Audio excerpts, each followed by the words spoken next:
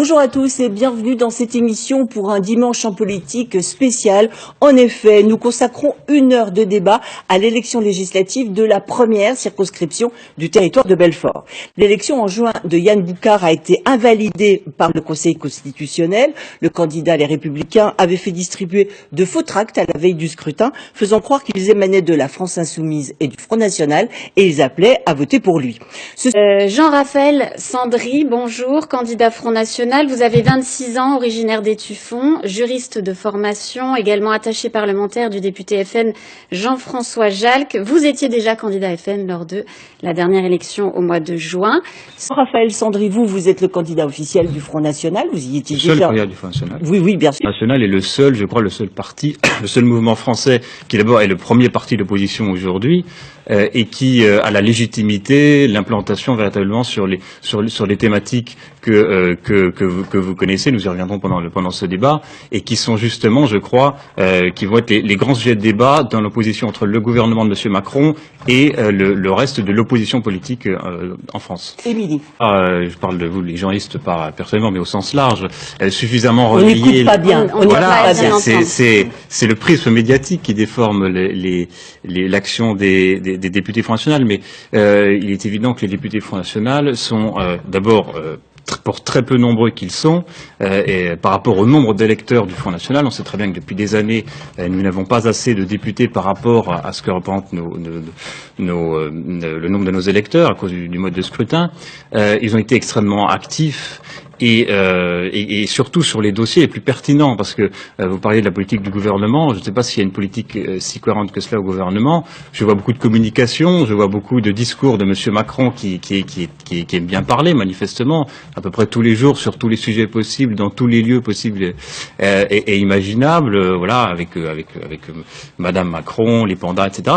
Mais en termes concrets, en termes de politique, j'ai l'impression qu'on noie un petit peu la politique de fond qui existe pourtant.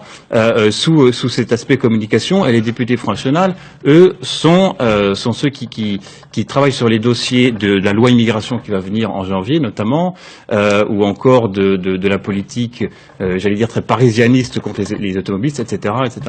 Emmanuel Macron sur ce sujet est servi par un certain nombre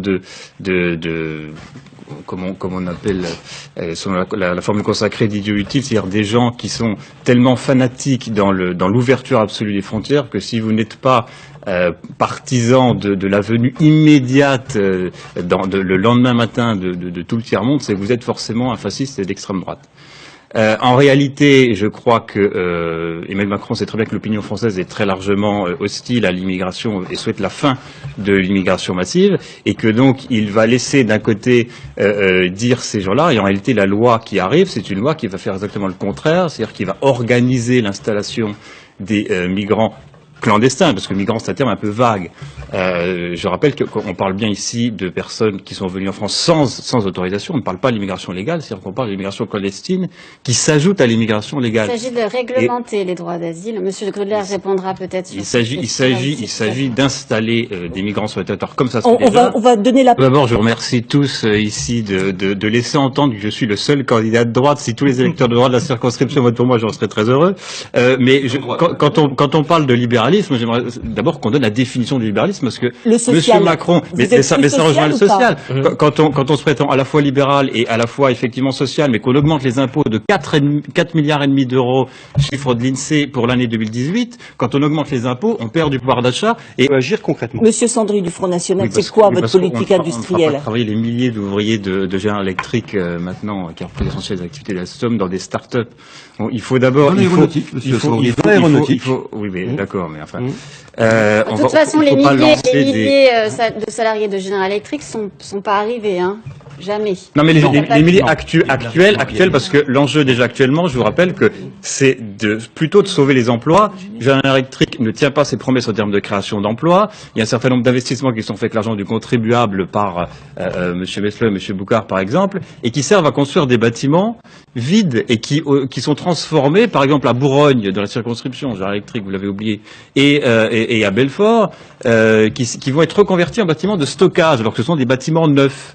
Donc on va demander maintenant. En réalité, il n'y a pas de politique industrielle, et ce qu'il faut, c'est tout simplement qu'il y ait une politique industrielle.